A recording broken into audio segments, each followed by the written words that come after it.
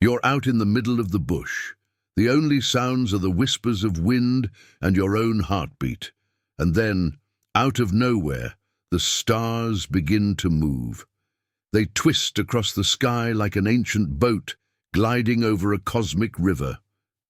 For the Yolŋu people of northern Australia, this isn't fantasy. They say that Orion is not a hunter, but a sky canoe, a vessel carrying the souls of 3 brothers who broke a sacred law. The sun herself lifted them and their forbidden catch into the heavens. Their boat still glides along the Milky Way, a shimmering line of stars that connects our world to the next. But here's the catch. This story might not just be myth. It could be an oral record of a real cosmic event, kept alive for tens of thousands of years. So if you're ready to feel the goosebumps rise on your arms, smash that like button and hang on tight, because by the end of this story, you'll never look at Orion or the Milky Way the same way again. Way before telescopes, satellites and smartphones, there were people who knew the sky better than some of our most trained astronomers do today. In northern Australia, on the lands of the Yolŋu, the stars are woven into every aspect of life. They're not just points of light, they're stories, laws, ancestors and maps.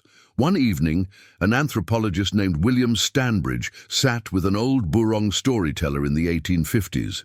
The elder pointed to the sky and traced out shapes while telling tales that explained not only why the stars moved, but when to harvest eggs, when to plant yams, even when dingoes would give birth. Later researchers, like Ray Norris and Dwayne Hamaker, found that these star stories had been passed down for over 50,000 years, making Aboriginal Australians arguably the world's oldest astronomers. Among these stories is one that truly captures the imagination.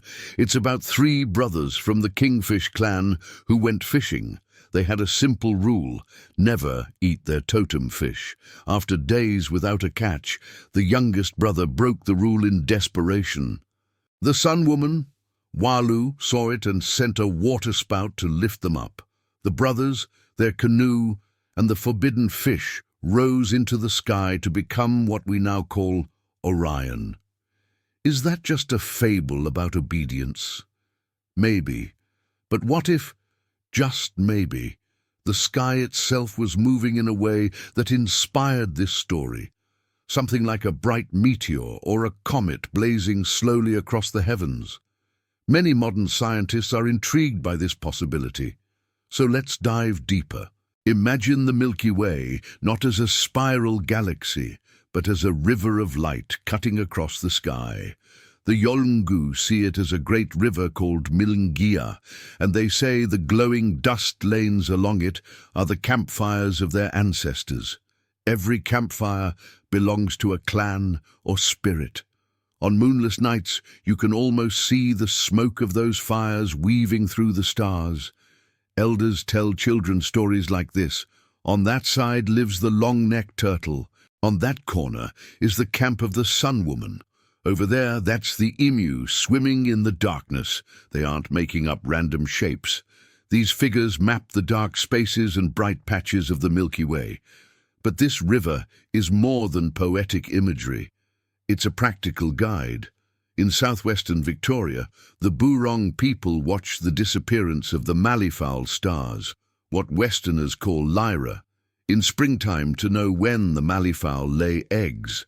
Over in Arnhem Land, the Yolŋu note when the dark gap in the Milky Way appears at dusk. That's when the yams are ready to dig up.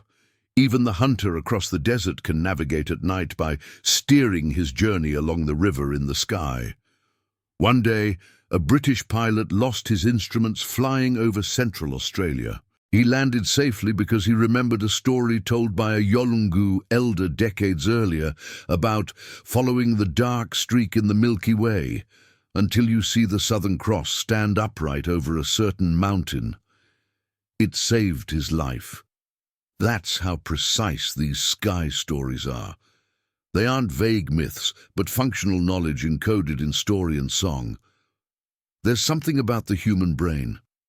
When it sees a pattern change in nature, it remembers it forever. Think of your own childhood memory of a bright shooting star, how that moment burned itself into your mind. Now imagine you lived in a time without artificial lights, spending hours staring at the sky. Elders recount seeing eyes of fire or tails of smoke streak across the stars. In the colder stories from South Australia, meteors are seen as spirits that bring disease if not greeted properly. In another story from the Tiwi Islands, a meteor is a spirit racing across the sky, hunting for souls. The children chant in fear and awe, "Star falling at night time, go back." But some celestial events move more slowly. Comets appear, tails streaming behind them for days or weeks. To observers, they must have looked like canoes with glowing ropes dragging behind them, sailing over the celestial river. These were not just decorative stories. Ancient observers kept track of the comet's return periods and sometimes associated them with important changes on Earth, droughts, floods, or abundance of certain animals. Modern astrophysicists like David Frew and Dwayne Hamacher have found evidence that Aboriginal oral tradition recorded the supernova that created the Crab Nebula nearly 1,000 years ago. It was described as a new star that appeared in the middle of the dark nebula in the Milky Way. It must have been so bright that it almost rivaled the moon. Imagine that shock. Stories of these bright objects became cautionary tales about respecting the land, maintaining balance, or listening to elders. Boats crossing the heavens pop up in cultures worldwide. In ancient Egypt, Ra sailed his solar bark across the sky every day, battling serpents in the underworld each night. In Hindu mythology, Manu survives a great flood in a boat and is guided by a fish that turns into Vishnu. The Greek god Charon ferries souls across the river Styx. Now, to the Yolŋu, their canoe is not just a vessel. It's a way to connect life and death. When someone passes away, the clan lights fires, sings songs and waits for the morning star. This star, which Western astronomy calls Venus when it rises before dawn, is known to them as Barnumbeer. She is the guide of the dead. Barnumbeer is said to trail a rope of light back to the mythical island of Baralku, where the ancestors live. The rope is real. It's the zodiacal light, a faint cone of sunlight reflecting off interplanetary dust that you can see before dawn if you're in a dark place. During the morning star ceremony, the Yolŋu dance with a pole decorated with feathers and string, their morning star pole. The feathers at the top represent Barnumbeer, and the strings hanging down represent the rope. They send messages along that rope to their loved ones who have passed on. Scientists now think the zodiacal light is caused by cosmic dust left over from comets and asteroids. It's fascinating to think that an ancient spiritual story describes something our eyes can see, but our words can hardly explain. Here, mythology and astrophysics meet. When you look up at Orion, you might see a hunter, but to the Yolŋu, you see three brothers in a canoe, Orion's belt, a fish on their line, the Orion Nebula, and the boat itself, Betelgeuse as the bow, Rigel as the stern. Each bright star becomes a part of a story, and therefore a mnemonic. This teaching method is powerful. When do you plant certain crops? When the canoe brothers tilt at this angle just after sunset. When do you stop fishing for particular species? When you see the forbidden fish star come close to the horizon. Children learn to read the sky long before they can read books because those patterns are literally overhead every night. Elsewhere in Australia, the story changes shape but keeps its function. In the Kimberley region, Orion is a canoe chasing seven sisters, a version of the well-known Seven Sisters or Pleiades story found globally. In Western desert art, those seven sisters are depicted running from a pursuer across the landscape, leaving behind waterholes and rock formations. Each star, each story, is a chapter in a living map of the land. Even today, archaeologists find rock engravings and stone arrangements aligning with solstices and equinoxes. One famous site, Yolŋu in Victoria, features stones placed so carefully that they mark the sun's position at the summer and winter solstices. That suggests a sophisticated understanding of celestial cycles that predates European Stonehenge-like structures by potentially thousands of years. The story of the youngest brother eating the forbidden fish is not just about hunger. It's a lesson about balance.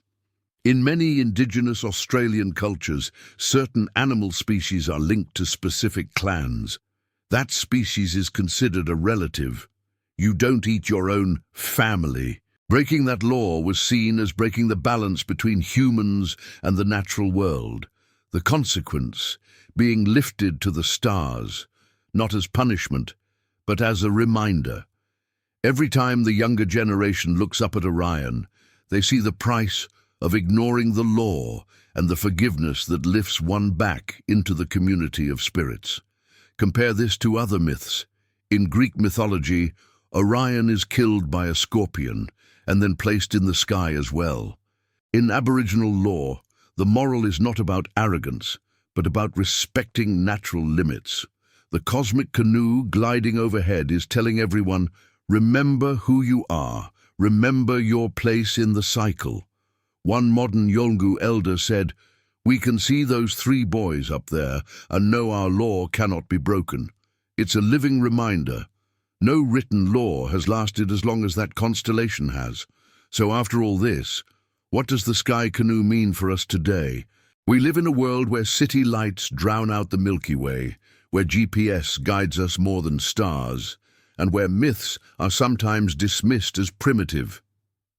Yet here are stories that hold detailed astronomical observations, ecological knowledge, moral codes, and a deeply rooted spirituality, and they've been passed down for countless generations.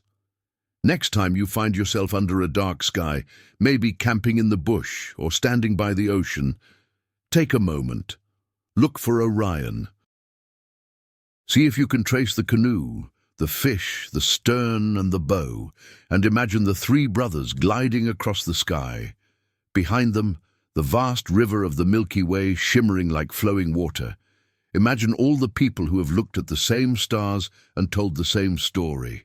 In that moment, you're connected to tens of thousands of years of human experience. You're no longer a tourist in your own sky. You're part of a line of storytellers, scientists, and philosophers. The Sky Canoe is still there. The stars haven't moved. Our understanding has, and that, perhaps, is the greatest lesson of all. That wonder doesn't need modern technology. It needs presence, respect, and curiosity. The universe has been whispering to us all along. It's time we start listening again. If this journey across the night sky inspired you, hit that like button. Share the story with someone who loves ancient mysteries, and subscribe to the channel for more deep dives into the hidden histories of our world. Tell us in the comments.